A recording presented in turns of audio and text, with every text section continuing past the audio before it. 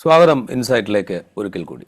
നമ്മളിന്ന് സംസാരിക്കുന്നത് കേരളത്തിലെ ലോക്സഭാ തെരഞ്ഞെടുപ്പ് വോട്ടെടുപ്പ് കഴിഞ്ഞതിന് ശേഷം കോൺഗ്രസിൽ ഉണ്ടായിക്കൊണ്ടിരിക്കുന്ന സംഭവവികാസങ്ങളെക്കുറിച്ചാണ്. ലോക്സഭാ തെരഞ്ഞെടുപ്പ് നടക്കുമ്പോൾ തന്നെ വളരെ സുപ്രധാനമായ ഒരു ലോക്സഭാ തെരഞ്ഞെടുപ്പ് നടക്കുന്നതിനിടയിൽ തന്നെ കോൺഗ്രസിൽ പുറമേക്കുണ്ടായ യോജിപ്പിനപ്പുറം ചില അസ്വാരസ്യങ്ങൾ ഉണ്ടായിരുന്നോ എന്നുള്ള സംശയം തെരഞ്ഞെടുപ്പിന് ശേഷം ബലപ്പെടുന്നു. അതിനോടൊപ്പം KPCC പ്രസിഡന്റായിരുന്ന കെ സുധാകരൻ കണ്ണൂരിൽ ലോക്സഭാ സ്ഥാനാർത്ഥിയായതിനെ തുടർന്ന് KPCC പ്രസിഡന്റിൻ്റെ ചുമതല MM ഹസന് കൈമാറിയിരുന്നു. ആ ചുമതല തിരിച്ചു കൊടുക്കുന്നത് സംബന്ധിച്ചുള്ള ചില അഭിപ്രായ വ്യത്യാസങ്ങൾ കേൾക്കുകയും അത് പുറമേക്ക് വരികയും ചെയ്തു.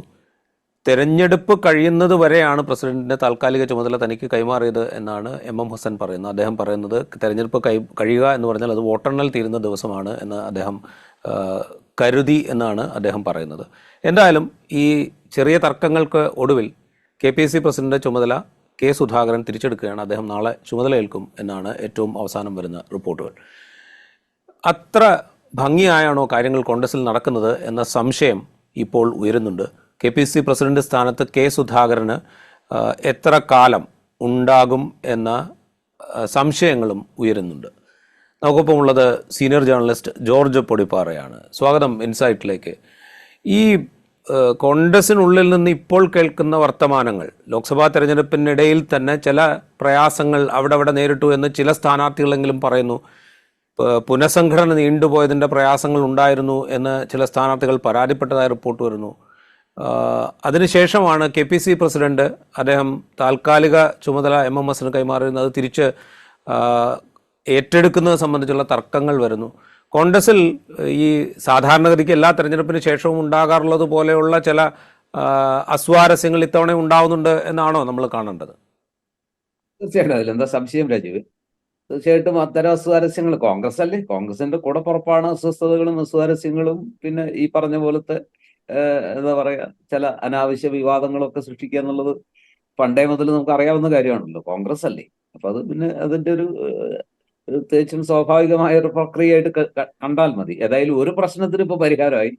ഏറ്റവും ഒടുവിൽ ഉരുത്തിരിഞ്ഞ പ്രശ്നം അത് KPCC പ്രസിഡന്റായിരുന്ന കെ സുധാകരൻ താൽക്കാലിക ചുമതല MM ഹസനെ ഏൽപ്പിച്ച ശേഷം അടുത്ത KPCC യോഗത്തിൽ ആ ചുമതല തിരിച്ച് വാങ്ങി ആ ചുമതല ഏൽക്കാൻ ഉള്ള ഉദ്ദേശത്തിലാണ് പോയത്. പക്ഷെ അവിടെ വെച്ച് AICCയുടെ കൺകറൻസ് കിട്ടാത്തത് കൊണ്ട് അദ്ദേഹത്തിന് ആ സ്ഥാനം ഏറ്റെടുക്കാൻ കഴിഞ്ഞില്ല. അതേ ചൊല്ലി ഒരുപാട് ഊഹാപോഹങ്ങൾ ഉയർന്നു.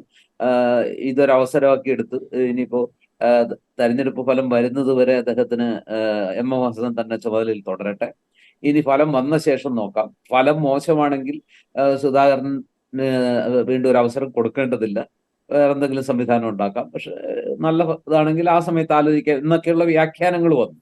ഏതായാലും അതിനൊരു വിരാമം ഇട്ടുകൊണ്ട് ഇന്ന് രാവിലെ 10 മണിയോടുകൂടി തന്നെ ഏകദേശം കാര്യങ്ങൾക്കൊരു തീരുമാനമായി. സുധാകരൻ ഒരു പത്രസമ്മേളനം നടത്തി, എനിക്ക് ഏത് സമയത്ത് വേണമെങ്കിൽ ചുമതലയേൽക്കാം, എനിക്ക് ഒരു പ്രശ്നവുമില്ല, എപ്പോൾ ഞാൻ ആഗ്രഹിക്കുന്നു അപ്പോൾ എനിക്ക് ചുമതലയേൽക്കാം എന്ന രീതിയിൽ സുധാകരൻ പ്രതികരിച്ചു. അതിന്റെ തൊട്ടു പിന്നാലെ അധികം വൈകാതെ തന്നെ AICCയുടെ അറിയിപ്പ് വന്നു, സുധാകരന് ചുമതലയേൽക്കാം. അത് നാളെ 10 മണിക്ക് അദ്ദേഹം KPCC ആസ്ഥാനത്തെത്തി പ്രസിഡന്റിന്റെ ചുമതല ഏൽക്കുന്നു എന്ന രീതിയിലേക്ക് കാര്യങ്ങൾ പരിണമിച്ചു. അപ്പോ ഒരു മേജർ പ്രശ്നം ഏതെങ്കിലും രീതിയിൽ വലിയ പൊട്ടല് സുധാകരൻ ആയതുകൊണ്ട് തന്നെ ചിലപ്പോൾ ഈ രീതിയിലുള്ള ഒരു സമീപനം വന്നാൽ അദ്ദേഹം പൊട്ടിത്തെറിച്ചു എന്ന് വരാം, ചിലത് ഒക്കെ അങ്ങനെ പറഞ്ഞു എന്നും വരാം. ഏതായാലും അത് ഒഴിവായി സുധാകരന് സ്ഥാനം തിരിച്ചു കിട്ടുന്നു. അതേ ചൊല്ലിയുള്ള ഊഹാപോഹങ്ങൾക്കും അതുപോലെ തന്നെ വ്യാഖ്യാനങ്ങൾക്കും ഒക്കെ അവസാനമാകുന്നു. So far so good. ആ ഒരു രീതിയിൽ ഇനി അതേ ചൊല്ലിയുള്ള ഒരു കലഹത്തിനുള്ള സാധ്യത അവസാനിച്ചു. എങ്കിലും മറ്റു ചില കാര്യങ്ങൾ അവശേഷിക്കുന്നുണ്ട്. 2-3 കാര്യങ്ങൾ നമ്മൾ കണ്ടതാണ്. അപ്പൊ ആദ്യം തന്നെ KPCC തെരഞ്ഞെടുപ്പ് അവലോകനത്തിനായിട്ട് ചേർന്ന KPCC യോഗത്തില് രാഷ്ട്രീയകാര്യ സമിതിയുടെയും KPCCയുടെയും ഒക്കെ വിശാലമായ യോഗത്തിൽ ചില സ്ഥാനാർത്ഥികളെങ്കിലും ചില കാര്യങ്ങളിൽ പരാതിപ്പെട്ടു. കെ മുരളീധരൻ DCC പ്രസിഡന്റിനും മുൻ MP-ക്കും എതിരെ പരാതിപ്പെട്ടു എന്ന രീതിയിൽ വാർത്ത വന്നു. പിന്നീട് അദ്ദേഹം തന്നെ അവരെ കൂടി ചേർത്ത് ഇരുത്തി പത്രസമ്മേളനം നടത്തി അത് നിഷേധിച്ചു. ഞാനൊന്നും പറഞ്ഞിട്ടില്ല, അവരുകൂടി പങ്കെടുത്ത യോഗമാണ്, ഞാൻ എന്തെങ്കിലും പറഞ്ഞാൽ അവരും കേൾക്കാതിരിക്കില്ലല്ലോ. അപ്പോൾ ഞാൻ അങ്ങനെ പറഞ്ഞിട്ടില്ല. ഞാൻ പറഞ്ഞത് വേറെ 1-2 കാര്യങ്ങളാണ്. ആ കാര്യങ്ങൾ അല്ല ഇത് പുറത്തേക്ക് വന്നത്. വേറെ ആരോ ദുരുദ്ദേശത്തോടു കൂടി ചാനലുകൾക്ക് കൊടുത്ത വാർത്തയാണിത്. അങ്ങനെയല്ല സംഭവിച്ചതെന്ന് അദ്ദേഹത്തിന് പത്രസമ്മേളനം നടത്തേണ്ടി വന്നു. മാത്രമല്ല തൃശ്ശൂരിലെല്ലാം ഭദ്രമായിരുന്നില്ലെന്നും ചിലരെങ്കിലും സഹകരിച്ചില്ലെന്നും ചിലർക്കെതിരെ നടപടി വേണമെന്നും ഒക്കെ മുരളീധരൻ ആവശ്യപ്പെട്ടതായിട്ടാണ് പിന്നീട് വാർത്ത വന്നത്. അപ്പൊ ഏതായാലും അപ്പം മുരളീധരന് ചില ആ, അസ്വാരസ്യങ്ങളുണ്ട്, അല്ലെങ്കിൽ ചില അസംതൃപ്തികളുണ്ട്. എല്ലാം നല്ല രീതിയിൽ മാത്രമല്ല നടന്നത്. എന്നാൽ ഒറ്റക്കെട്ടായി പ്രവർത്തിച്ചിട്ടില്ല എന്ന് പറയാനും അദ്ദേഹം തയ്യാറല്ല. എങ്കിലും ഇത് പോരാ, ഈ ഉപരിതലത്തിൽ ഉള്ള ഇത് പോരാ. ഡീപ്പായിട്ട് അടിത്തട്ടിലേക്ക് പോയി കാര്യങ്ങൾ നന്നായി ഓർഗനൈസ് ചെയ്യേണ്ടതുണ്ട്. ഈ രീതിയിലല്ല പോകേണ്ടത്. മാത്രമല്ല, KPCC യോഗത്തിൽ ഉരുത്തിരിഞ്ഞൊരു പ്രധാനപ്പെട്ട സംഗതി, ലോക്സഭാ തെരഞ്ഞെടുപ്പിനെ നേരിടാൻ ഈ സംവിധാനമൊക്കെ മതിയായിരുന്നെങ്കിലും ഇനി വരാനിരിക്കുന്ന ത്രിതല പഞ്ചായത്ത് തെരഞ്ഞെടുപ്പിലും അതുപോലെ തന്നെ നിയമസഭാ തെരഞ്ഞെടുപ്പിലും ഈ രീതിയിലുള്ള ഒരു സംഘടനാ സംവിധാനം കൊണ്ട് മുന്നോട്ട് പോകാൻ പറ്റില്ല. അത് തിരിച്ചടി ഉണ്ടാക്കും. അതുകൊണ്ട് അടിത്തട്ട് മുതൽ വളരെ ശക്തമായി തന്നെ സംഘടന പൊളിച്ചു പണിയേണ്ടതുണ്ട്, അഴിച്ചു പണിയേണ്ടതുണ്ട്. ഏറ്റവും ഒടുവിൽ ഈ നടന്ന ഈ സംഘടനാ തലത്തിലുള്ള ഇത് ചില കൺഫ്യൂഷൻസ് ഉണ്ടാക്കി. വളരെ വൈകിയ വേളയിൽ പുനഃസംഘടന നടത്തിയതും DCC ബ്ലോക്ക് പ്രസിഡന്റുമാരെ മാറ്റിയതും പുതിയ ആളുകളെ വെച്ചതും ഒക്കെ പ്രശ്നങ്ങൾ ഉണ്ടാക്കി എന്ന രീതിയിലുള്ള ഒരു അഭിപ്രായമുണ്ട്. അതുപോലെ തന്നെ കോഴിക്കോട് മത്സരിച്ച MK രാഘവന് കുറച്ചുകൂടി ശക്തമായ ഒരു പരാതി ഉണ്ടായിരുന്നു. യൂത്ത് കോൺഗ്രസ് ഒന്നും കാര്യമായിട്ട് സഹകരിച്ചില്ല, സംഘടനാ സംവിധാനം ഫലപ്രദമായിരുന്നില്ല എന്ന രീതിയിൽ ഒരു ഒരു എണ്ണയിട്ട യന്ത്രം പോലെ പ്രവർത്തിക്കുന്ന ഘട്ടത്തിൽ അത് ഉണ്ടായിട്ടില്ല. പലരും കാഴ്ചക്കാരുടെ റോളിലേക്ക് മാറി നിന്നു. ഒരുപക്ഷെ ഞാൻ വിചാരിക്കുന്നത് കോഴിക്കോട്ടെ ഒരുപാട് വലിയ നേതാക്കൾ അടക്കമുള്ള ആളുകൾ ഒരുപക്ഷെ ഗ്രൂപ്പ് പെട്ടവരാകാം, വടകരയിലെ പ്രസ്റ്റീജ് പോരാട്ടത്തിലേക്ക് പോയിട്ടുണ്ടാകും. തിരുവനന്തപുരത്തെ CPM-കാർ ആറ്റിങ്ങലിൽ പോയി മിക്കവാറും പേര് ആറ്റിങ്ങലിലാണ് പ്രചരണം നടത്തിയതെന്ന് പറഞ്ഞതുപോലെ ഇപ്പൊ ഒരുപക്ഷെ MK രാഘവനെ കോഴിക്കോട് പ്രവർത്തിക്കേണ്ട നേതാക്കൾ പലരും വടകരയിലെ വലിയ പോരാട്ട വേദിയിലേക്ക് ഷാഫി പറമ്പിലിന്റെ പ്രചരണത്തിനായിട്ട് പോയിട്ടുണ്ടാകാൻ സാധ്യതയുണ്ട്. അതായിരിക്കാം MK രാഘവനെ ചൊടിപ്പിച്ചത്. ഏതായാലും ഒരു കാര്യം ഉറപ്പാണ്, കോൺഗ്രസിൽ ചെറിയ തോതിൽ പൊട്ടലും ചീറ്റലും ഒക്കെ നടക്കുന്നുണ്ട്. അത് ഇനി കൂടുതൽ വലിയ കലാപങ്ങളിലേക്കും പൊട്ടിത്തെറിയിലേക്കും ഒക്കെ പോകാതിരുന്നാൽ ആ പാർട്ടിക്ക് നല്ലതാണ്. അതല്ലെങ്കിൽ പാർട്ടി വീണ്ടും പഴയ പോലെ തന്നെ പ്രതിസന്ധിയിലേക്ക് പോകും. ചേരിതിരിഞ്ഞുള്ള പോർവിളികളും അതുപോലെ തന്നെ ആരോപണ പ്രത്യാരോപണങ്ങളും ഒക്കെ പാർട്ടിക്ക് ഇപ്പോ ഈ ലോക്സഭാ തെരഞ്ഞെടുപ്പിൽ ഉണ്ടായിട്ടുള്ള ഒരു കെട്ടുറപ്പ് അല്ലെങ്കിൽ ഒരു ഒരു ഒരു ഒരു ഒന്നിച്ചു എന്നുള്ള ഒരു പോരാട്ടത്തിന്റെ ഒരു അന്തരീക്ഷം സൃഷ്ടിക്കാനെങ്കിലും കഴിഞ്ഞു. അതും ഇനിയിപ്പോ പരസ്പര ആരോപണങ്ങളും ഇനിയിപ്പോ ഒരുപക്ഷെ വോട്ടെണ്ണലിന് ശേഷം അപ്രതീക്ഷിത പരാജയങ്ങളോ അപ്രതീക്ഷിത വിജയങ്ങളോ ഒക്കെ ഉണ്ടായാൽ തീർച്ചയായിട്ടും അത് ഇപ്പൊ ബെന്നി ബെഹനാൻ തന്നെ കഴിഞ്ഞ ദിവസം പറഞ്ഞു ചാലക്കുടിയിൽ അദ്ദേഹം എന്തോ ഭയക്കുന്നുണ്ടോ എന്ന് എനിക്കൊരു സംശയം. ഏതായാലും ബെന്നി ബെഹനാൻ പറഞ്ഞു സംഘടന ഈ രീതിയിൽ പോയാൽ പോരാ, സംഘടനയിൽ കുറെ കൂടി മെച്ചപ്പെട്ട രീതിയിലേക്ക് കാര്യങ്ങൾ എത്തിക്കേണ്ടതുണ്ട് എന്ന് പറഞ്ഞത് എന്തൊക്കെയോ മനസ്സിൽ വെച്ചാണ്. അങ്ങനെയാണെങ്കിൽ ബെന്നി ബെഹനാൻ ഒരു ഗ്രൂപ്പിന്റെ കരുത്തനായ ഗ്രൂപ്പിന്റെ ഇപ്പോഴത്തെ ശക്തനായ നേതാവാണ്. കുറച്ച് നാളുകളായിട്ട് ഗ്രൂപ്പിന് പലതിനെ കുറിച്ചും പ്രതിപക്ഷ നേതാവിനെ കുറിച്ചും KPCC പ്രസിഡന്റിനെ കുറിച്ചും ഒക്കെ പല പരാതികളും ഉണ്ട്. ചില സമയങ്ങളിലെങ്കിലും അത് പറഞ്ഞിട്ടുമുണ്ട്. ഒരുപക്ഷെ ബെന്നി ബെഹനാൻ തുടക്കമിട്ടിരിക്കുന്നത് ഒരു കൊടുങ്കാറ്റിനാണോ എന്ന് സംശയമുണ്ട്. ഏതായാലും നമുക്ക് അല്പം കൂടി കാത്തിരുന്ന് ഈ ജൂൺ 4-ന് ശേഷമായിരിക്കാം ഇതൊക്കെ ചായക്കൊപ്പയിലെ കൊടുങ്കാറ്റ് എന്നുള്ള രീതിയിൽ അവസാനിച്ച് പോകാതെ ഒരുപക്ഷെ വലിയൊരു സുനാമിയായി തന്നെ മാറുമോ എന്നൊക്കെ നമുക്ക് കാത്തിരിക്കേണ്ടി വരും. എന്തായാലും എല്ലാറ്റിനും ഒരു വലിയ വിജയമാണ് കിട്ടുന്നതെങ്കിൽ ഒരുപക്ഷെ ഇതെല്ലാം അങ്ങ് അടങ്ങിപ്പോകും. അതല്ല അവർ പ്രതീക്ഷിച്ചതിന് അപ്പുറത്തുള്ള ഒരു പരാജയമാണ് ഏറ്റുവാങ്ങേണ്ടി വരുന്നതെങ്കിൽ ഇത് ഈ രീതിയിലാവില്ല പരിണമിക്കുക എന്ന് നമുക്ക് ഇപ്പോഴേ പറഞ്ഞു വെക്കാൻ കഴിയും രാജീവേ. അതിപ്പോൾ ഈ 2021 നിയമസഭാ തെരഞ്ഞെടുപ്പിൽ ഒരു രണ്ടാം വട്ടം പ്രതിപക്ഷത്തിരിക്കേണ്ടി വന്ന ഘട്ടത്തിലാണ് കോൺഗ്രസ് പാർട്ടി അതിൻ്റെ മൊറയിൽ വലിയ തോതിൽ മോശമായിരുന്ന ഒരു ഘട്ടത്തിലാണ് KPCCയുടെ പ്രസിഡന്റ് സ്ഥാനത്തേക്ക് സുധാകരൻ വരുന്നത്. സുധാകരൻ വന്ന സമയത്ത് വലിയ എനർജി ഉണ്ടാക്കാൻ അദ്ദേഹം ശ്രമിച്ചിരുന്നു. ആകെ തളർന്നു കിടന്നിരുന്ന ഒരു സംഘടനയെ സജീവമാക്കാൻ അദ്ദേഹത്തിൻ്റെ പ്രവൃത്തിയും അദ്ദേഹത്തിൻ്റെ വർത്തമാനങ്ങളും അദ്ദേഹത്തിൻ്റെ വാക്കും ഒക്കെ വലിയ തോതിൽ സഹായിച്ച കാഴ്ച നമ്മൾ കണ്ടതാണ് ആദ്യഘട്ടത്തിൽ. അവിടെ നിന്ന് ഇങ്ങോട്ട് വന്ന് അദ്ദേഹത്തിൻ്റെ ഒരു പ്രസിഡന്റ് എന്നുള്ള നിലയിൽ പാർട്ടിയെ ഒരുമിപ്പിച്ച് മുന്നോട്ട് കൊണ്ടുപോകുന്നതിൽ അദ്ദേഹത്തിനുണ്ടായൊരു വലിയ പരാജയം, അതിൻ്റെ ബാക്കിയാണോ ഇപ്പോൾ ഈ താൽക്കാലികമായി സ്ഥാനമൊഴിഞ്ഞ ഒരാൾ തിരിച്ചു വരുന്നത് വൈകിപ്പിക്കാനോ അല്ലെങ്കിൽ ഇലക്ഷൻ ഫലം വന്നതിന് ശേഷം മതി എന്ന് ഏതാണ്ട് എല്ലാ ഗ്രൂപ്പുകളും ഒരുപോലെ അഭിപ്രായപ്പെടുന്ന ഒരു സാഹചര്യത്തിലേക്ക് എത്തിയത് അദ്ദേഹത്തിൻ്റെ ഒരു കരിസ്മ അത് കോൺഗ്രസിനകത്ത് ഇല്ലാതായതിൻ്റെ ഒരു പ്രകടമായ ഉദാഹരണമായിട്ട് നമ്മൾ അതിനെ കാണണം? വേണമെങ്കിൽ അങ്ങനെ നോക്കി വ്യാഖ്യാനിച്ചെടുക്കാം. സുധാകരനെതിരെ ആരൊക്കെയോ എവിടെയൊക്കെയോ കരുക്കൾ നീക്കുന്നുണ്ടായിരുന്നു. കിട്ടിയൊരവസരം, അതായത് തെരഞ്ഞെടുപ്പിൽ അദ്ദേഹത്തിന് മത്സരിക്കാൻ വൈമുഖ്യം ഉണ്ടായിരുന്നിട്ട് കൂടി അദ്ദേഹത്തെ നിർബന്ധിച്ച് മത്സരരംഗത്തേക്ക് ഇറക്കിയതിൽ ഹൈക്കമാൻഡിന് പങ്കുണ്ട്, കേരളത്തിലെ പാർട്ടി നേതൃത്വത്തിന് പങ്കുണ്ട്. അദ്ദേഹം ഒട്ടും സന്തുഷ്ടനായിരുന്നില്ല മത്സരരംഗത്ത് ഇറങ്ങാൻ. അദ്ദേഹം ചില പേരുകൾ നിർദ്ദേശിച്ചു, അത് പാർട്ടിക്ക് സ്വീകാര്യമായില്ല. മറ്റു ചില പേരുകൾ നിർദ്ദേശിച്ച് വിജയസാധ്യത ഇല്ല എന്നുള്ള പേരിൽ അതും അവഗണിക്കപ്പെട്ടു. ഒടുവിൽ കെ സുധാകരൻ എന്ന് പറയുന്ന KPCC പ്രസിഡന്റ്, കണ്ണൂരിന്റെ നായകൻ, അവിടുത്തെ കോൺഗ്രസിന്റെ അമരക്കാരൻ എന്ന് വേണമെങ്കിൽ പറയാം, അദ്ദേഹം മനസ്സെല്ലാ മനസ്സോടെ മത്സരിക്കുകയാണ് ചെയ്തത്. അപ്പോഴും കെ സുധാകരന് പോയി ഒരു സംശയം ഉണ്ടായിരുന്നു തോന്നുന്നു. ഞാൻ മത്സര രംഗത്തേക്ക് ഇറങ്ങി, ഞാൻ ഈ അവസരം ഉപയോഗിച്ച് എനിക്ക് എന്തെങ്കിലും സംഭവിച്ചാൽ എന്റെ KPCC പ്രസിഡന്റ് പദവി തട്ടിക്കളയാനുള്ള അല്ലെങ്കിൽ വെട്ടിക്കളയാനുള്ള ഒരു ആസൂത്രിത നീക്കമാണോ ഇതെന്നൊക്കെ ഒരു ചെറിയ മണമൊക്കെ സുധാകരൻ അടിച്ചിരുന്നു തോന്നുന്നു. ഏതായാലും അത് മുൻകൂട്ടി കണ്ടാകാം അദ്ദേഹം അത്രയും വൈമനസ്യം പ്രകടിപ്പിച്ചതും. എന്തായാലും അത് ഒടുവിൽ ഹൈക്കമാൻഡിന്റെ നിർദ്ദേശത്തിന് കെ സുധാകരൻ വഴങ്ങുന്നു, കണ്ണൂരിൽ സ്ഥാനാർത്ഥിയാകുന്നു. ഇപ്പോ ഫലം കാത്തിരിക്കുന്നു. അതിനിടയിലാണ് തെരഞ്ഞെടുപ്പ് കഴിയുന്നത് വരെയുള്ള ഒരു സംവിധാനം എന്നുള്ള നിലയ്ക്കാണ് MM ഹസനെ KPCCയുടെ താൽക്കാലിക പ്രസിഡന്റ്, ആക്ടിംഗ് പ്രസിഡന്റാക്കി നിയമിച്ചത്. പക്ഷേ പിന്നീട് തിരുവനന്തപുരത്ത് നടന്ന KPCC യോഗത്തിൽ സുധാകരൻ വന്നത് ന്യായമായിട്ടും ഈ താൽക്കാലിക ഏർപ്പാട് ഇലക്ഷൻ കഴിയുന്നത് വരെ. അപ്പൊ ഇലക്ഷൻ കഴിഞ്ഞു, ഇനി KPCC പ്രസിഡന്റ് സ്ഥാനത്തേക്ക് വീണ്ടും താൻ ചുമതലയേൽക്കാം എന്ന രീതിയിൽ തയ്യാറായിട്ടാണ് അദ്ദേഹം വന്നത്. പക്ഷെ അവിടെ ആരും വിചാരിക്കാത്ത രീതിയിലുള്ള, അല്ലെങ്കിൽ ആരൊക്കെയോ വിചാരിച്ച രീതിയിലുള്ള തടസ്സങ്ങൾ ഉണ്ടാവുന്നു. ഹൈക്കമാൻഡ് പച്ചക്കൊടി കാണിക്കുന്നില്ല. ഹസൻ ആവട്ടെ അതിനൊരു വ്യാഖ്യാനം പറഞ്ഞത്, ഇപ്പൊ താങ്കൾ നേരത്തെ പറഞ്ഞതുപോലെ, തെരഞ്ഞെടുപ്പ് കഴിയുന്നത് വരെ എന്ന് പറഞ്ഞാൽ അതിന്റെ അർത്ഥം തെരഞ്ഞെടുപ്പല്ലേ, വോട്ടിംഗ് അല്ലേ, പോളിംഗ് അല്ലേ കഴിഞ്ഞിട്ടുള്ളൂ. തെരഞ്ഞെടുപ്പ് കഴിയുക എന്ന് പറഞ്ഞാൽ വോട്ടെണ്ണൽ പ്രക്രിയ കൂടി പൂർത്തിയാകുമ്പോഴാണ് യഥാർത്ഥത്തിൽ തെരഞ്ഞെടുപ്പ് നടപടികൾ പൂർത്തിയാകുന്നത്. അപ്പൊ അതുവരെ തനിക്ക് ചുമതല തന്നിരിക്കുന്നു. അത് കഴിഞ്ഞിട്ട് ചുമതല കൈമാറാം എന്നുള്ള നിലയ്ക്ക് അദ്ദേഹം ഒരു സ്റ്റാൻഡ് എടുത്തു. ഏതായാലും ഇന്ന് രാവിലെ സുധാകരൻ നടത്തിയ പത്രസമ്മേളനം കുറെ കൂടി കോൺഫിഡന്റ് ആയിട്ടായിരുന്നു. ഞാൻ എപ്പോഴാഗ്രഹിക്കുന്നു ആ നിമിഷം തന്നെ എനിക്ക് KPCC പ്രസിഡന്റ് ആകാൻ കഴിയും എന്ന രീതിയിൽ അദ്ദേഹം അതിനകത്ത് ഒട്ടും വൈകില്ല. അത് നിങ്ങൾ അതേക്കുറിച്ച് ചിന്തിക്കുക പോലും വേണ്ട, അത് ഉറപ്പാണ്, ഞാൻ ചുമതല ഏറ്റിരിക്കും. ഏതായാലും അദ്ദേഹം വിശ്വസിച്ചതുപോലെയും അദ്ദേഹം പറഞ്ഞതുപോലെയും സംഭവിച്ചു. വളരെ പെട്ടെന്ന് തന്നെ ആ കാര്യത്തിൽ ഒരു തീരുമാനം ഹൈക്കമാൻഡിൽ നിന്നുണ്ടാകുന്നു. കെ സുധാകരൻ നാളെ ചുമതല ഏൽക്കുകയും ചെയ്തു.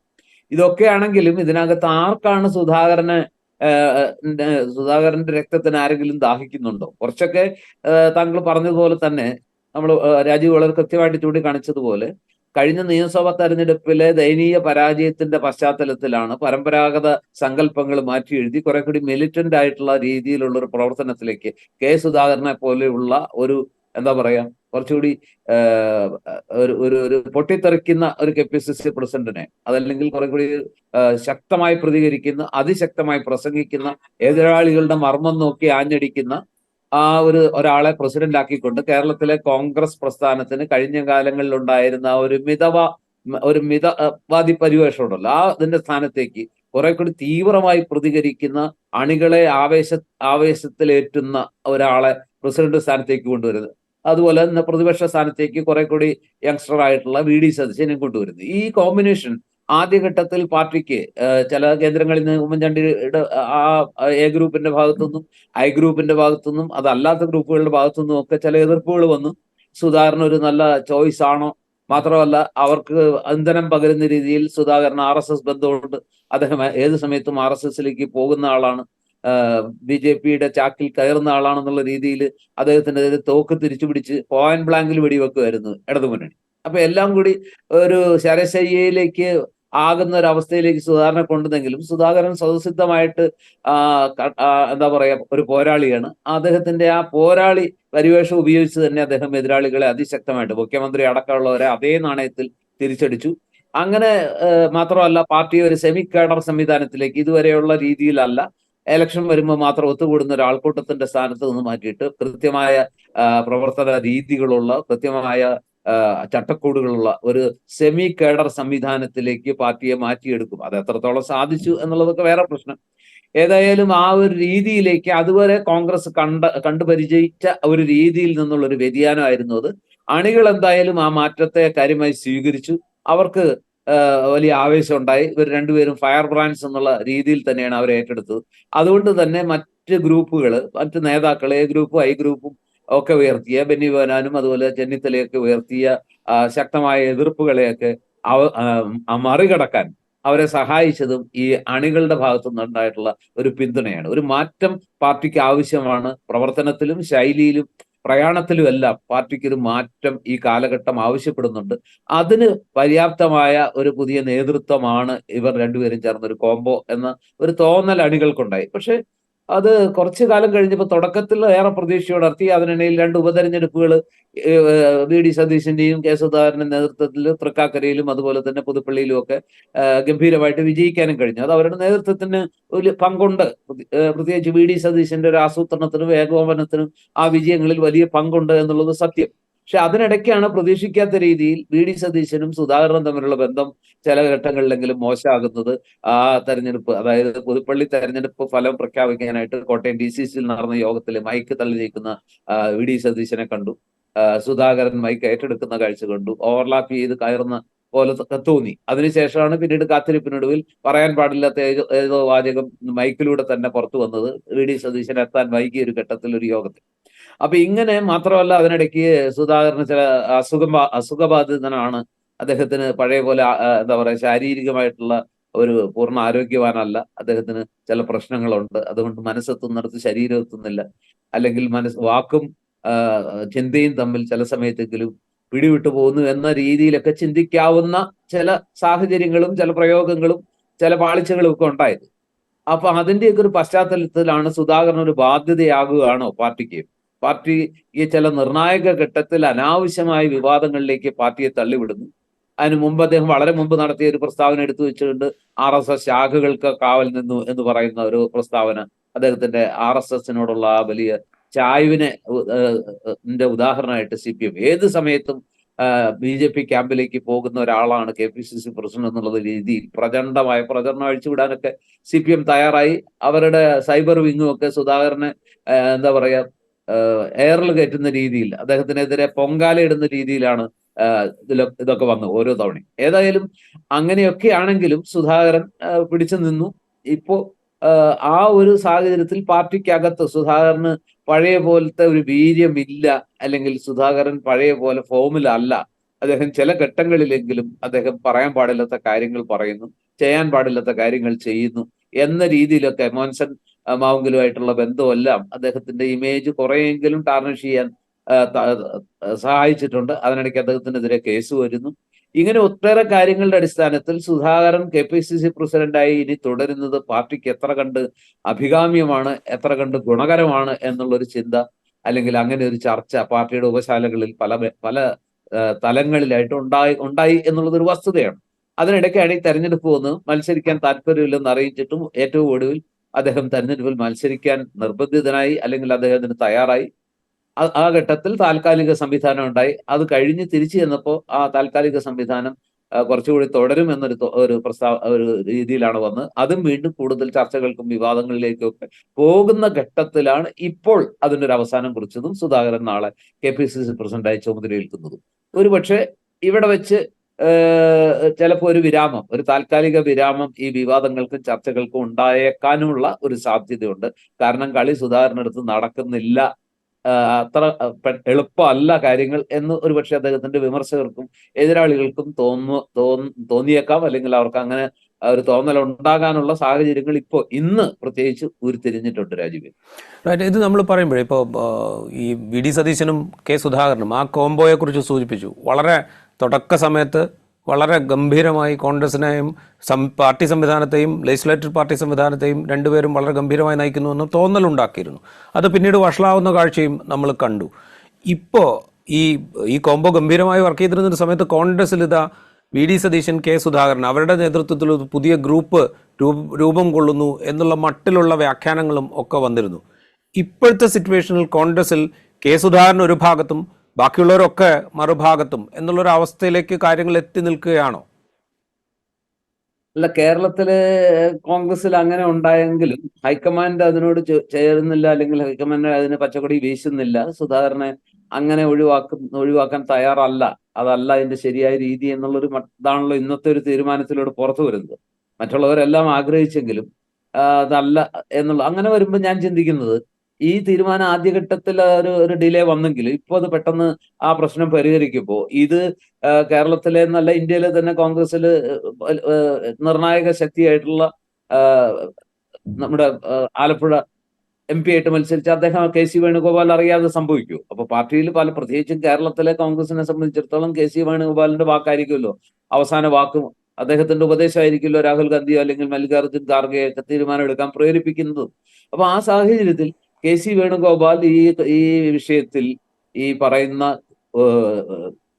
കെ സുധാകരൻ മാത്രം ഒരു വശത്ത് ബാക്കി എല്ലാവരും മറുവശത്ത് എന്നുള്ള ആ കോമ്പിനേഷനിൽ അല്ലെങ്കിൽ ആ ഒരു അവസ്ഥയിൽ കെ സി വേണുഗോപാലിന്റെ ഒരു അനുഗ്രഹാശിസുകൾ അല്ലെങ്കിൽ അദ്ദേഹത്തിന്റെ ഒരു പൂർണ്ണ പിന്തുണ ഈ മറുവശത്തുള്ളവർക്ക് കിട്ടുന്നില്ല എന്ന് വേണ്ടേ വിചാരിക്കാൻ? അതിനൊരു ന്യായമുണ്ടോ? ഉണ്ടല്ലോ. അല്ലെങ്കിൽ ഇങ്ങനെ ഒരു തീരുമാനം ഇപ്പൊ പെട്ടെന്ന് ഉണ്ടാവില്ലല്ലോ. ഒരു പ്രശ്നം ഉണ്ടാവുന്നു, ആ പ്രശ്നം വളരെ പെട്ടെന്ന് തന്നെ സുധാകരന്റെ അതൃപ്തി മനസ്സിലാക്കി കാര്യങ്ങൾക്ക് തീരുമാനം ഉണ്ടാക്കുമ്പോൾ അങ്ങനെ നമുക്ക് പറയാൻ പറ്റൂ. ഒരു വശത്ത് സുധാകരൻ ഒറ്റയ്ക്ക്, ബാക്കി എല്ലാവരും മറുവശത്ത് എ ഗ്രൂപ്പും ഐ ഗ്രൂപ്പും വിശാല ഐ ഗ്രൂപ്പും കെ സി ഗ്രൂപ്പും എല്ലാം മറുവശത്താണ് നിൽക്കുന്നതെങ്കിൽ ഇപ്പൊ സുധാകരന് അനുകൂലമായിട്ട് ഇങ്ങനെ ഒരു തീരുമാനം വളരെ പെട്ടെന്ന് തന്നെ വളരെ വേഗത്തിൽ ഉണ്ടാകും എന്ന് ഞാൻ വിചാരിക്കുന്നില്ല. അപ്പോൾ ഹൈക്കമാൻഡിന് കൂടുതൽ കാര്യങ്ങൾ വഷളാക്കി കേരളത്തിലെ ഇപ്പോഴത്തെ ഒരു അനുകൂല അന്തരീക്ഷം നശിപ്പിക്കുന്നതിന് അല്ലെങ്കിൽ തകർക്കുന്നതിൽ അവർക്ക് താല്പര്യമില്ല. യോജിച്ചു പോകുന്നതാണ് ഉത്തമം. എനിക്ക് തോന്നുന്നു എ ഗ്രൂപ്പിനാണ് കുറച്ച് കൂടുതൽ സുധാകരനോടുള്ള എതിർപ്പ് ശക്തം എന്ന് എനിക്ക് തോന്നുന്നു. പക്ഷെ എ ഗ്രൂപ്പിന് പഴയ ശക്തിയില്ല, അല്ലെങ്കിൽ എ ഗ്രൂപ്പിന് പഴയ പടക്കുതിരകൾ എല്ലാവരും ഒരുമിച്ചില്ല. ഉമ്മൻചാണ്ടിയുടെ വിടവാങ്ങലിന് ശേഷം എ ഗ്രൂപ്പ് പഴയ എ ഗ്രൂപ്പ് അല്ല. അതുപോലെ തന്നെ എ ഗ്രൂപ്പിലുള്ളവരെല്ലാവരും പണ്ടത്തെ തിരുവഞ്ചൂർ രാധാകൃഷ്ണനും ടി സിദ്ദീഖും അടക്കമുള്ള, എന്തിന് ഷാഫി പറമ്പിൽ പോലും പഴയ തീവ്രതയിൽ എ ഗ്രൂപ്പിനൊപ്പം ഉണ്ടോ എന്ന് എനിക്ക് സംശയമുണ്ട്. അപ്പൊ അങ്ങനെ എ ഗ്രൂപ്പിന്റെ പഴയ പടക്കുതിരകൾ കെ സി ജോസഫ് ഒക്കെയാണ് ഇപ്പൊ ബെന്നി ബെഹനാനും ഒക്കെയാണ് അതിനകത്ത് ഉറച്ചു നിൽക്കുന്നവര്, അല്ലെങ്കിൽ അതിന് നേതൃത്വം കൊടുക്കുന്നവര്. അപ്പൊ ആ എ ഗ്രൂപ്പിന് പഴയ ശക്തി ഇല്ല. അതുകൊണ്ട് തന്നെ അങ്ങനെ ഒരു വലിയ പടനീക്കം നടത്തി പാർട്ടി പിടിക്കാനുള്ള ഒരു ശേഷി ഇപ്പൊ എ ഗ്രൂപ്പിന് ഉണ്ടോ എന്ന് എനിക്ക് സംശയമുണ്ട്. രമേശ് ചെന്നിത്തല എ ഗ്രൂപ്പിന്റെ ഈ താല്പര്യങ്ങൾക്ക് മുഴുവൻ അതേപോലെ കൂട്ടുനിന്ന് അവരെ ശക്തിപ്പെടുത്താൻ തയ്യാറാകുമോ എന്നുള്ള കാര്യത്തിലും എനിക്ക് സംശയമുണ്ട്. അപ്പോൾ ഇതൊരു കുഴഞ്ഞ അല്ലെങ്കിൽ അല്പം കൂടെ സങ്കീർണമായ ഒരു പ്രശ്നമാണ്. ഈ രണ്ടുപേർക്ക്, ഈ രണ്ട് ഗ്രൂപ്പുകൾക്ക് അപ്പുറത്ത് ഇപ്പൊ സർവശക്തനായ കെ സിയോട് ചേർന്ന് നിൽക്കാനും പഴയ എ ഗ്രൂപ്പിലെയും ഐ ഗ്രൂപ്പിലെയും ഒരുപാട് നേതാക്കൾ കെ സി ക്യാമ്പിലാണ് ഇപ്പോൾ ഉള്ളത്. കെ സി എന്ത് പറയുന്നു, കെ സിയുടെ ഇഷ്ടം എന്താണോ, കെ സി മനസ്സിൽ കാണുന്നത് എന്തോ അത് മരത്തിൽ കണ്ട ആ രീതിയിൽ പ്രവർത്തിക്കാൻ ഇഷ്ടപ്പെടുന്ന വലിയൊരു വിഭാഗം ഇന്ന് കേരളത്തിലെ കോൺഗ്രസിലുണ്ട്. കാരണം കോൺഗ്രസ്സുകാരുടെ ഒരു പൊതു സ്വഭാവം എന്താണെന്ന് വെച്ചാൽ ശക്തരോടൊപ്പം ചേർന്ന് നിൽക്കുന്ന ഒരു സ്വഭാവം അണികൾക്ക് ഈ മധ്യതലത്തിലുള്ള നേതാക്കൾക്കുണ്ട്. ആർക്കാണ് കൂടുതൽ ശക്തി, ആർക്കാണ് കൂടുതൽ അനുഗ്രഹം ചൊരിയാനും അഭീഷ്ട സിദ്ധിക്കനുസരിച്ച് അവരുടെ അഭീഷ്ടങ്ങൾക്ക് അനുസരിച്ച് എന്തെങ്കിലും അനുഗ്രഹം നൽകാനും കഴിവുള്ളവർ ആരാണോ അവരോട് ചേർന്ന് നിൽക്കുക എന്നുള്ളത് കോൺഗ്രസ്സുകാരുടെ ഒരു പൊതു സ്വഭാവമാണ്. പ്രത്യേകിച്ച് ഉയർന്നു വരാൻ ഈ പാർട്ടിക്കകത്ത് വളരണമെന്നും അതിനോടൊപ്പം സ്ഥാനമാനങ്ങൾ കിട്ടണമെന്നും ആഗ്രഹിക്കുന്നവർ ആ ഒരു മനസ്സുള്ളവരാണ്. പണ്ട് മുതലേ അങ്ങനെയാണ്. അതുകൊണ്ട് തന്നെ ഈ പറഞ്ഞ പോലെ ഈ രണ്ട് ഗ്രൂപ്പുകൾ മാത്രം വിചാരിച്ചാൽ കാര്യങ്ങൾ എവിടെയും ഒരു കരക്കെത്തിക്കാൻ പറ്റുമെന്ന് എനിക്ക് തോന്നുന്നില്ല. സുധാകരനെതിരെയുള്ള പടനീക്കം ചിലപ്പോ എങ്ങും എത്താതെ പോകാനും സാധ്യതയുണ്ട്. പക്ഷേ ഇത് പറയുമ്പോൾ നമ്മൾ വി ഡി സതീശൻ എന്ന പ്രതിപക്ഷ നേതാവിനെ കണക്കിലെടുക്കണ്ടേ? കാരണം ഇപ്പോൾ രണ്ട് ഘട്ടങ്ങൾ, പുതുപ്പള്ളി ഉപതെരഞ്ഞെടുപ്പിന് ശേഷമുള്ള സാഹചര്യം താങ്കൾ തന്നെ വിശദീകരിച്ചു. അതിനുശേഷം സമരാഗ്നി, ഇലക്ഷന് തൊട്ടു മുമ്പ് കേരളത്തിലെ സംഘടനയെ സജീവമാക്കാൻ വേണ്ടി നടത്തിയ സമരാഗ്നി ആലപ്പുഴയിലെത്തിയപ്പോഴാണ് നേരത്തെ പറഞ്ഞ രണ്ടാമത്തെ സംഭവം ഉണ്ടാകുന്നത്. ഈ രണ്ട് സംഭവങ്ങളിലും മുറിവേറ്റ് നിൽക്കുന്ന ആൾ വി ഡി സതീശനാണ്. അദ്ദേഹം പ്രതിപക്ഷ നേതാവാണ്, പാർലമെൻ്ററി പാർട്ടി ലീഡറാണ്, UDFൻ്റെ ചെയർമാനാണ്. കേരളത്തിൽ കുറെ കൂടെ കോൺഗ്രസിനെ സംബന്ധിച്ച് വിസിബിലിറ്റി കൂടുതലുള്ള നേതാവ് ആര് എന്ന് ചോദിച്ചാൽ അത് വി ഡി സതീശനാണ് എന്നുള്ള കാര്യത്തിൽ തർക്കമില്ല. അപ്പോൾ ഇക്കാര്യത്തിൽ വി ഡി സതീശനെ പോലെയുള്ള ആളുകൾ എടുക്കുന്ന സ്റ്റാൻഡ് അത് അവഗണിച്ച് മുന്നോട്ട് പോവുക എന്ന് പറയുന്നത് AICCക്കോ അല്ലെങ്കിൽ കെ സി വേണുഗോപാലിനോ അത്ര എളുപ്പത്തിൽ സാധ്യമാവുന്ന കാര്യമാണോ? വി ഡി സതീശൻ ഒരു പരിധി വരെ ഇന്ന് പാർട്ടിയുടെ മുഖമാണ്. വി ഡി സതീശന്റെ ഒരു ഗുണം എന്താണെന്ന് വെച്ചാൽ അദ്ദേഹം മികച്ച പാർലമെന്ററിയനാണ്. നിയമസഭയിൽ അദ്ദേഹത്തിന്റെ പ്രകടനത്തെ വെല്ലാൻ അതിനേക്കാൾ നന്നായി പ്രവർത്തിക്കുന്ന, അതിനേക്കാൾ നന്നായി പെർഫോം ചെയ്യുന്ന, വാക്കുകൾ അളന്നു മുറിച്ച് പറയേണ്ട കാര്യങ്ങൾ ആരുടെയും ചങ്കിൽ കയറുന്ന രീതിയിൽ വളരെ കൃത്യമായി, ഷാർപ്പായി, പ്രിസൈസ് ആയിട്ട്, സർജിക്കൽ സ്ട്രൈക്ക് എന്നൊക്കെ പറയുന്ന പോലെയാണ് അദ്ദേഹത്തിന്റെ പല പ്രസംഗങ്ങളും. അപ്പൊ അങ്ങനെ നിയമസഭാ പെർഫോമൻസിന്റെ കാര്യം എടുത്താൽ വി ഡി സതീശൻ ഒരു ഒരു ഒരു എന്താ പറയാ, പകരം വെക്കാനില്ലാത്ത ഒരു വ്യക്തിത്വമാണ്, അല്ലെങ്കിൽ പകരം വെക്കാനില്ലാത്ത ഒരു നേതാവാണ്. പക്ഷെ അതിനപ്പുറത്ത് വി ഡി സതീശന്റെ ദൗർബല്യം, അല്ലെങ്കിൽ വി ഡി സതീശന് ഈ ഒരു മികവ് പാർട്ടിയുടെ ഇപ്പൊ ഒരു ഉപതെരഞ്ഞെടുപ്പുകളിലൊക്കെ വളരെ മികച്ച ആസൂത്രണം നടത്തി നന്നായി ചിട്ടയായി ഒരു മെഷീനറി വളരെ കൃത്യമായിട്ട് ചലിപ്പിച്ച് ഓരോരുത്തർക്കും അവരവരുടെ റോൾ എന്തെന്ന് വിഭജിച്ച് നൽകി അത് കൃത്യമായി ചലിപ്പിക്കാനും ലക്ഷ്യത്തിലെത്തിക്കാനും അദ്ദേഹത്തിന് കഴിയുന്നുണ്ട്. അദ്ദേഹത്തിന്റെ ഓപ്പറേഷൻസ് ഒക്കെ വളരെ എന്താ പറയാ, ഷാർപ്പാണ്, വളരെ കൃത്യമാണ്, പ്രിസൈസ് ആണ്. പക്ഷെ ഒരു നേതാവ് എന്നുള്ള നിലയ്ക്ക് നോക്കുമ്പോൾ, ഒരു രാഷ്ട്രീയ ഒരു പാർട്ടി നേതാവ്, ഒരു സംഘടനാ നേതാവ് എന്നുള്ള നിലയ്ക്ക് നോക്കുമ്പോൾ വി ഡി സതീശന് നേരത്തെ പറഞ്ഞ പോലെ രമേശ് ചെന്നിത്തലയെ പോലെയോ ഉമ്മൻചാണ്ടിയെ പോലെയോ ഒരളവ് വരെ കെ സുധാകരനെ പോലെയോ അണികളുടെ ഹൃദയം കവരാൻ പറ്റുന്നില്ല. അണികളുമായിട്ട് അദ്ദേഹത്തിന് സൃഷ്ടിച്ചെടുക്കാൻ കഴിയുന്ന വ്യക്തിബന്ധങ്ങൾ പലപ്പോഴും ഈ നേതാക്കൾക്ക് സാധിക്കുന്നത് പോലെ ഒരു പേഴ്സണൽ ഇന്റിമസിയിലെ തലത്തിലേക്ക് എത്തുന്നില്ല. അദ്ദേഹം കുറെ കൂടി പ്രൊഫഷണൽ ആണ്, അദ്ദേഹം കുറെ കൂടി സ്റ്റഡീഡ് ആണ് എന്നുള്ളതൊക്കെ സത്യം. പക്ഷെ അതിനപ്പുറത്ത് ഈ അണികളുമായിട്ടുള്ള പാർട്ടി പ്രവർത്തകരിലേക്ക് എത്തുന്നത് ഒരു വൈകാരികതയാണ്, ഒരു ഹൃദയ ബന്ധമാണ്. അത്തരം ഒരു ഹൃദയബന്ധം സൃഷ്ടിച്ചെടുക്കാൻ വി ഡി സതീശന് മറ്റു നേതാക്കൾ പോലെ, ഉമ്മൻചാണ്ടിയെ പോലെ, ചെന്നിത്തലയെ പോലെ കഴിയുന്നില്ല. അക്കാര്യത്തിൽ അണികളെ പ്ലാറ്റ്ഫോമിൽ നിന്നുകൊണ്ടുള്ള ഒരു പ്രസംഗത്തിലൂടെ കോരിത്തെരിപ്പിക്കാനും അവരെ ചലിപ്പിക്കാനും വേണമെങ്കിൽ ആ നിമിഷത്തിൽ എന്ത് ചെയ്യാനും കഴിയുന്ന രീതിയിൽ അവരെ മാറ്റിയെടുക്കുന്ന ഒരു വാഗ്ധോരണി കെ സുധാകരൻ ഉണ്ടായിരുന്നു. ഇപ്പൊ അത്രത്തോളം എത്തുന്നുണ്ടോ എന്നുള്ള കാര്യത്തിൽ എനിക്ക് സംശയമുണ്ട്.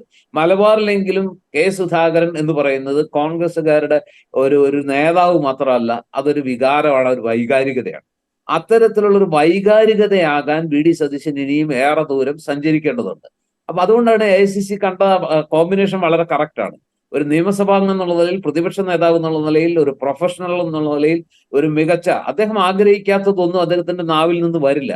അദ്ദേഹം പറയണമെന്ന് ചിന്തിക്കാത്ത ഒന്നും അബദ്ധത്തിൽ അദ്ദേഹത്തിന് വീണു പോകില്ല. പക്ഷെ സുധാകരൻ അങ്ങനെയല്ല. സുധാകരൻ പറയാൻ ഉദ്ദേശിക്കാത്ത കാര്യങ്ങൾ പോലും പലപ്പോഴും ആവേശത്തള്ളിച്ചയിൽ അദ്ദേഹത്തിന്റെ നാവിൽ നിന്ന് വീഴും. അത് പിന്നീട് പ്രതിപക്ഷം അല്ലെങ്കിൽ അദ്ദേഹത്തിന്റെ എതിരാളികൾക്കാണെങ്കിൽ സുധാകരൻ ഒരിക്കലും ഒരു പഞ്ഞം ഉണ്ടായിട്ടില്ല. അദ്ദേഹത്തിന്റെ എന്താ പറയാ, ഇത്രത്തോളം വ്യക്തിപരമായിട്ട് വെറുക്കപ്പെടുന്ന CPM പോലുള്ള ഒരു പാർട്ടി വെറുക്കുന്ന മറ്റൊരു നേതാവ് വേറെ കേരളത്തിൽ ഇല്ല എന്നുള്ളതും ഒരു വസ്തുത. അതുകൊണ്ട് തന്നെ അവർക്ക് അടിക്കാനുള്ള വടി പലപ്പോഴും ഇദ്ദേഹം അറിയാതെ തന്നെ അവർക്ക് ഇട്ട് കൊടുക്കുന്നുമുണ്ട്. അപ്പൊ അതാണ് ഞാൻ പറഞ്ഞത്, വി ഡി സതീശനെ അവഗണിച്ച് മുന്നോട്ട് പോകാൻ പറ്റില്ല. നാളെ കേരളത്തിലെ പാർട്ടിയെ സംബന്ധിച്ചിടത്തോളം അദ്ദേഹം വലിയൊരു അസറ്റ് തന്നെയാണ്, അതിലൊന്നും ഒരു തർക്കമില്ല.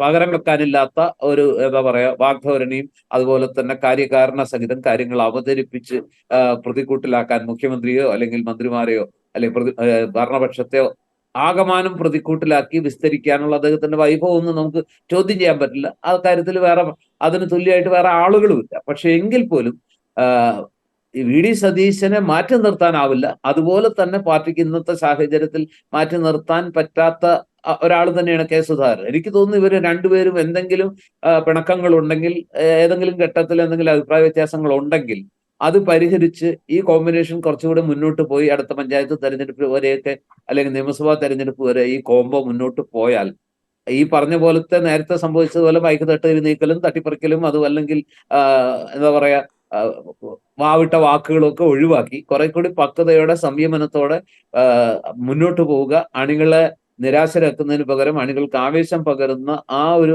തുടക്കത്തിലെ ആ ശൈലി തന്നെ, തുടക്കത്തിൽ ഈ രണ്ട് നേതാക്കളുടെയും സ്ഥാനലബ്ധി ഇവിടുത്തെ ഭരണപക്ഷത്തെ വല്ലാതെ അസ്വസ്ഥതപ്പെടുത്തി എന്നുള്ളൊരു സത്യമാണല്ലോ. അത് തന്നെയാണല്ലോ ഏറ്റവും പ്രധാനപ്പെട്ട കാര്യം.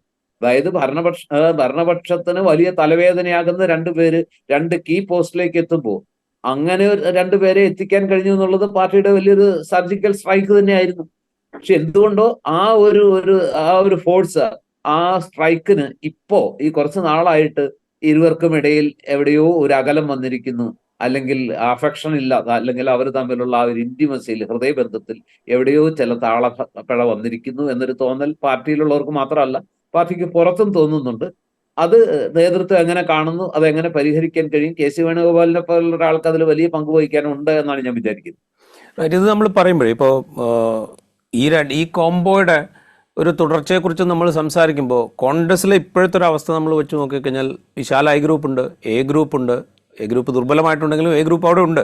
പിന്നെ KC വേണുഗോപാലിന്റെ നേതൃത്വത്തിൽ വേറെ ഗ്രൂപ്പുണ്ട്, വി ഡി സതീശൻ, കെ സുധാകരൻ, ഇവർ രണ്ടുപേരും വേറെ ഒരു പൊസിഷനിൽ നിൽക്കുന്നു. അപ്പോൾ ഈ പലതരത്തിലുള്ള ഇക്വേഷൻസും പലതരത്തിലുള്ള ഗ്രൂപ്പുകളുമായിട്ട് ഇങ്ങനെ മാറി നിൽക്കുകയാണ്. മുമ്പായിരുന്നെങ്കിൽ ഇപ്പോൾ എ ഗ്രൂപ്പും ഐ ഗ്രൂപ്പും രണ്ട് ഗ്രൂപ്പുകൾ വളരെ സ്ട്രോങ് ആയി നിൽക്കുന്നു.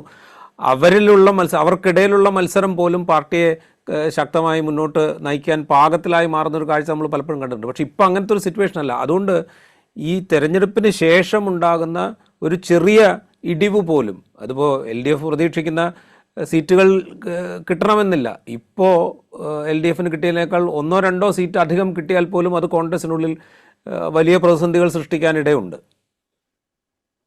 രാജീവ്, അതിനകത്ത് നമ്മൾ കാണേണ്ടത് മുൻപൊക്കെ ഇപ്പൊ കെ കരുണാകരനും എ കെ ആന്റണിയും ഉണ്ടായിരുന്ന കാലത്ത്, ഉമ്മൻചാണ്ടിയും രമേശ് ചെന്നിത്തല ഉണ്ടായിരുന്ന കാലത്ത്, അന്നത്തെ ഗ്രൂപ്പ് യുദ്ധങ്ങൾ കുറെ കൂടി പരസ്യമായിട്ടായിരുന്നു. അത് വലിയ വാർത്തയാകുന്നു, പരസ്യ പ്രസ്താവനകൾ വരുന്നു, അതിൽ പലരും കക്ഷി പിടിക്കുന്നു, അവർ വാവിട്ട വാക്കുകൾ പറയുന്നു. നമ്മൾ പഴയ കാലത്തെ പലതും ഓർമ്മയുണ്ടാവുമല്ലോ. അപ്പൊ പല ഇലക്ഷനിലും ബദൽ സ്ഥാനാർത്ഥികളെ വരുന്നു. എറണാകുളം ഇലക്ഷനിൽ നിങ്ങൾ ടെലിവിഷൻ ചിഹ്നമായിട്ടുള്ള വിമതനെ അല്ലെങ്കിൽ പ്രതിപക്ഷ സ്ഥാനാർത്ഥിയെ വെച്ച് നോക്കി നിങ്ങൾ ടെലിവിഷൻ നോക്കി വോട്ട് ചെയ്യണം എന്നൊക്കെ കെ കരുണാകരൻ പറയുന്ന ഒരു സാഹചര്യം എന്ന് വെച്ചാൽ ഗ്രൂപ്പ് യുദ്ധം അതിന്റെ സർവ്വ പരിധികളും ലംഘിച്ച് എന്താ പറയാ പരസ്യ യുദ്ധത്തിലേക്ക്, തെരുവ് കലാപത്തിലേക്ക് വരെ നീങ്ങുന്ന കാഴ്ച നമ്മൾ കണ്ടതാണ്. പക്ഷെ സമീപകാലത്തായിട്ട് അത്തരത്തിലുള്ള ആ ഒരു തീവ്രതയിലേക്കോ ആ ഒരു അളവിലേക്കോ ഒന്നും ഇപ്പോഴത്തെ ഗ്രൂപ്പ് പ്രവർത്തനം പോകുന്നില്ല. ഗ്രൂപ്പ് ഉണ്ടോ എന്ന് ചോദിച്ചാൽ ഉണ്ട്. എന്നാൽ ആ ഗ്രൂപ്പിന് പഴയ ശക്തി ഉണ്ടോ? ഗ്രൂപ്പ് സമവാക്യങ്ങളില്, ഗ്രൂപ്പ് ശക്തികളിൽ, ആ ശാക്തിക സന്തുലനത്തിലൊക്കെ വലിയ മാറ്റം വന്നിരിക്കും. ഇപ്പൊ എ ഗ്രൂപ്പിന് ഉമ്മൻചാണ്ടിക്ക് ശേഷം ആ പഴയ പ്രതാപം ഇനി വീണ്ടെടുക്കാൻ പറ്റുമെന്ന് എനിക്ക് സംശയമുണ്ട്. അതിനകത്തെ പ്രബലന്മാരായിട്ടുള്ള പലരും, തിരുവഞ്ചൂർ രാധാകൃഷ്ണനും സിദ്ദീഖോടെ, ഞാൻ നേരത്തെ പറഞ്ഞതാണ്, സിദ്ദീഖ് അടക്കമുള്ളവരൊക്കെ മാറി അതിൽ നിന്ന് ഏകദേശം വിട്ടുപോയ പോലത്തെ ഒരു അവസ്ഥയാണ്. മറ്റു ചിലരാവട്ടെ പഴയ ആവേശം കാണിക്കുന്നില്ല. എങ്കിലും എല്ലാ ജില്ലകളിലും അവർക്ക് സ്വാധീനമുണ്ട്. എല്ലാ ജില്ലകളിലും അവർക്ക് ആ ചേരിയിൽ ആളുകളുമുണ്ട്. യൂത്ത് കോൺഗ്രസിലൊക്കെ വളരെ ശക്തമായി തന്നെ എ ഗ്രൂപ്പിന് സ്വാധീനമുണ്ട്. അതുകൊണ്ട് തന്നെ എ ഗ്രൂപ്പ് അവഗണിക്കാനൊന്നും പറ്റില്ല. ആ ഗ്രൂപ്പ് വിചാരിച്ചാലും ചിലത് നടക്കും. ഐ ഗ്രൂപ്പും വിശാല ഐ ഗ്രൂപ്പും ആയിട്ട് മാറി. അതിനും അതിൻ്റെതായ, രമേശ് ചെന്നിത്തലയ്ക്ക് ഇപ്പോഴും പല മോഹങ്ങളുണ്ട്. അദ്ദേഹം ദേശീയ തലത്തിൽ തന്നെ അദ്ദേഹത്തിന് പല ഉത്തരവാദിത്തങ്ങൾ കിട്ടുന്നുണ്ട്. പ്രതിപക്ഷ സ്ഥാനം പോയതിന്റെ നിരാശ അദ്ദേഹം അന്ന് പ്രകടിപ്പിച്ചെങ്കിലും പിന്നീട് തനിക്ക് ഇനിയും അവസരങ്ങളുണ്ട്, അതിനുവേണ്ടി അദ്ദേഹം ശാന്തനായി, അല്ലെങ്കിൽ വിവാദങ്ങൾ കാര്യമായിട്ട് തീ കൊളുത്താതെ അദ്ദേഹം കാത്തിരിക്കുകയാണ്. എന്റേതായ ഒരു ഊഴം എപ്പോഴെങ്കിലും ഈ പാർട്ടിയിൽ ഉണ്ടാകാം. അത് ഏത് രീതിയിൽ പരിണമിച്ചു വരുമെന്ന് അദ്ദേഹത്തിന് അറിയില്ല. പക്ഷെ ഒരു അത്ഭുതം അദ്ദേഹം പ്രതീക്ഷിക്കുന്നുണ്ട്.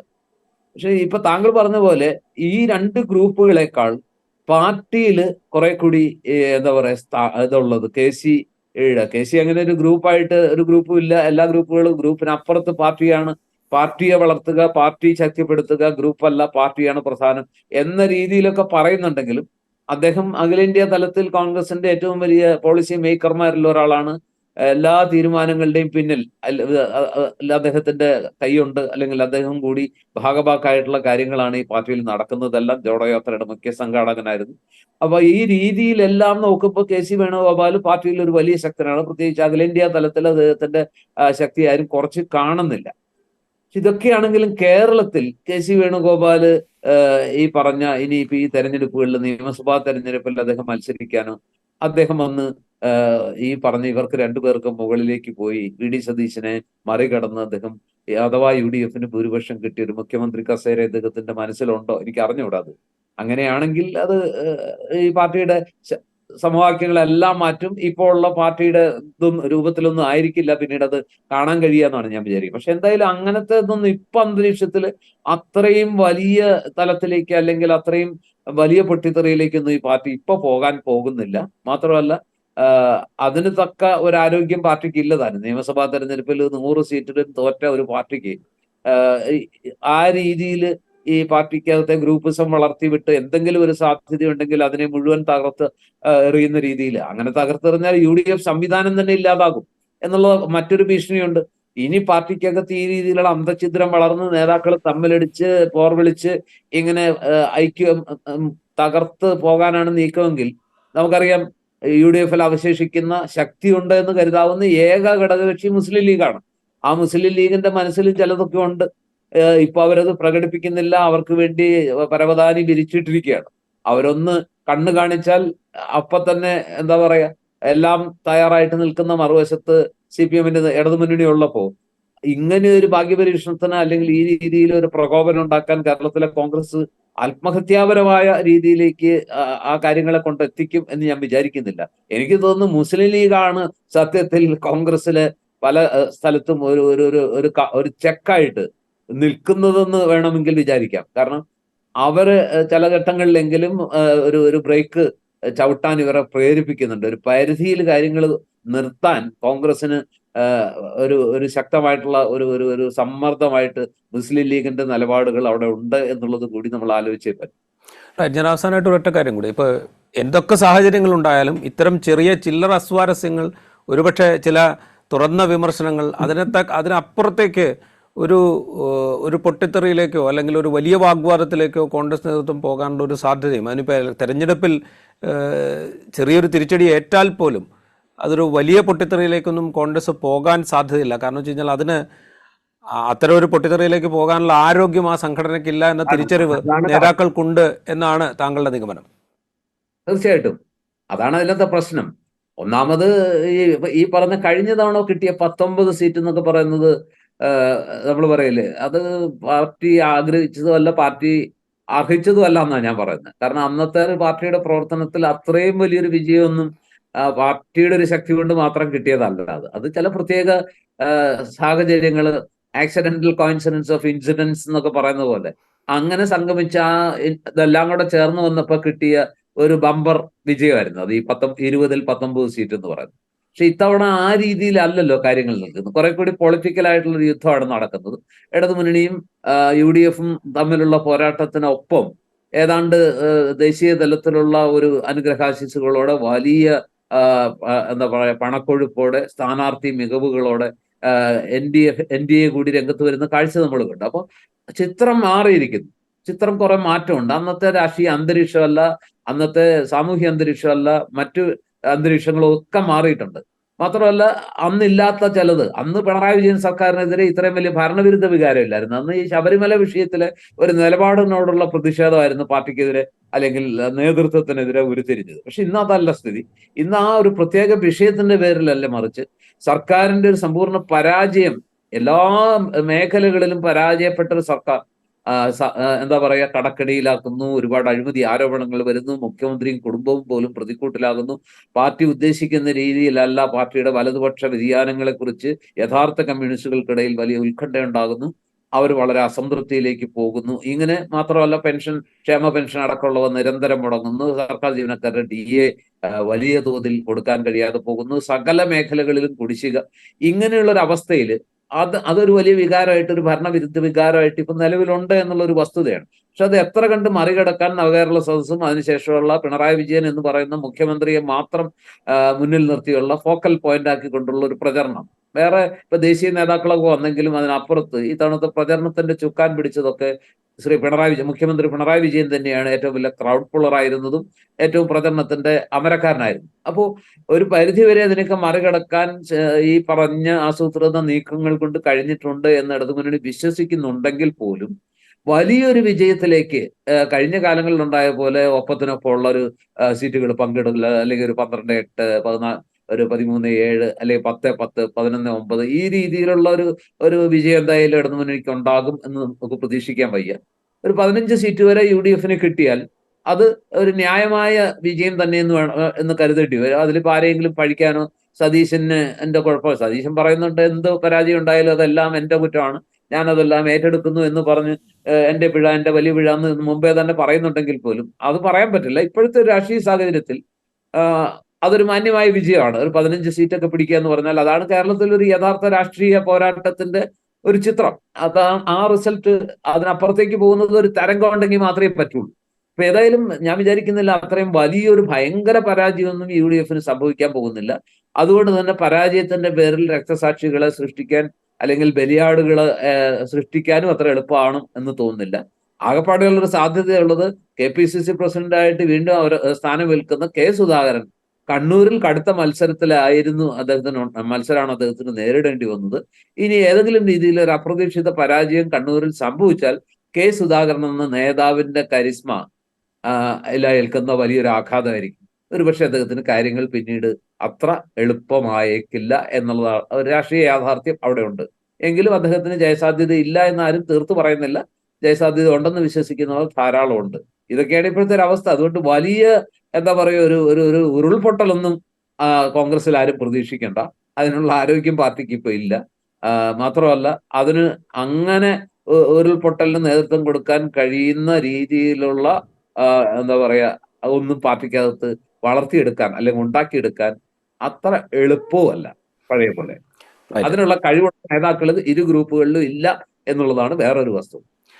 അതാണ് ഇപ്പോൾ നമുക്ക് പറയാൻ കഴിയുന്ന കാര്യം. ലോക്സഭാ തെരഞ്ഞെടുപ്പിന് ശേഷം കോൺഗ്രസിൽ ഉണ്ടായിക്കൊണ്ടിരിക്കുന്ന അസ്വാരസ്യങ്ങൾ, അത് ചെറിയ അസ്വാരസ്യങ്ങളായി ഒരുപക്ഷെ ചെറിയ തുറന്നു പറച്ചിലുകളായി ഒക്കെ അവശേഷിക്കാനാണ് സാധ്യത. KPCC പ്രസിഡന്റ് സ്ഥാനത്ത് കെ സുധാകരൻ എത്ര നാളുണ്ടാകും എന്നുള്ളത് ഒരു പക്ഷേ അദ്ദേഹത്തിൻ്റെ തുടർ പ്രവർത്തനങ്ങളെ കൂടി ആശ്രയിച്ചായിരിക്കും ഉണ്ടാവുക എന്നുള്ളത് കൂടി നമുക്ക് കാണാം.